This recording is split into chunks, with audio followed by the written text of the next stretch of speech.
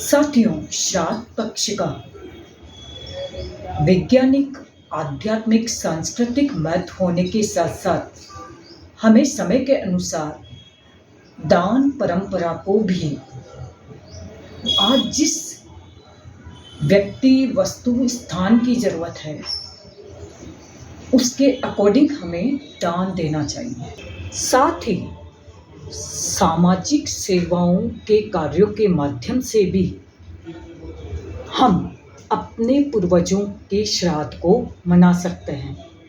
जैसे अगर कहीं हैंडपंप की ज़रूरत है या जलाशयों को साफ करना है या उनको गहरा करना है या रोड की मरम्मत करनी है या किसी भी तरीके से धर्मशाला, व्यायामशाला या मंदिर या प्याऊ, कुछ इस तरीके का वेलफेयर काम जो कई लोगों के हित का हो, हम श्रद्धा के माध्यम से, उस श्राद्ध के माध्यम से इन कार्यों को संपन्न कर सकते हैं। और साथ ही सबसे बड़ा काम जो आज क्लाइमेट चेंज हो रहा है, वो पर्यावरण को ज़रूरत है कि हम अपने पूर्वजों का श्राद्ध वृक्षारोपण जैसे पुनीत कार्य के साथ भी संपन्न कर सकते हैं।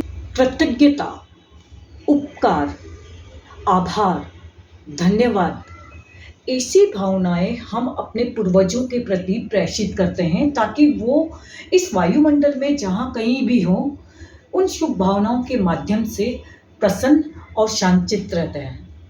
लेकिन अगर हम एक छोटा सा उदाहरण देखें कि हमारे साथ अगर कोई अच्छा करता है तो हम प्रति उत्तर में, प्रतिदान में हम उनके लिए भी अच्छा ही सोचते हैं। तो बिल्कुल इसी तरीके से हमारे पूर्वजों का श्राद्ध हमें संपन्न करना है। और ये तिथियों के अनुसार श्राद्ध पर्व में दान की बहुत बड़ी महत्ता है, लेकिन हम जिसको दान कर रहे हैं वो उपयुक्त व्यक्ति होना चाहिए और वो कल्याणकारी कार्यों में, परहित के कार्यों में, परोपकारी कार्यों में लगना उस अंश का जरूरी है। ऐसे में हम समय दान, श्रम दान, अंशदान और अन्य कई प्रकार के दान दे सकते हैं।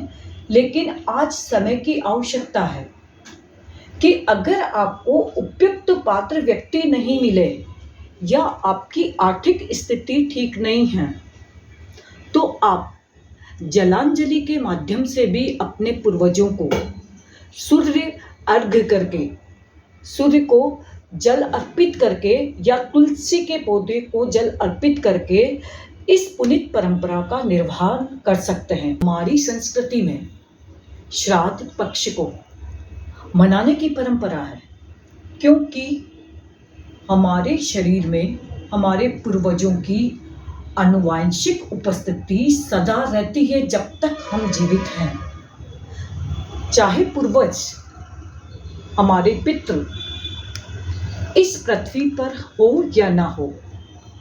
और बहुत सारे लोग बोलते हैं कि जब कोई है नहीं और जब इस संसार से चले गए तो क्यों हम ये कर्मकांड करते हैं,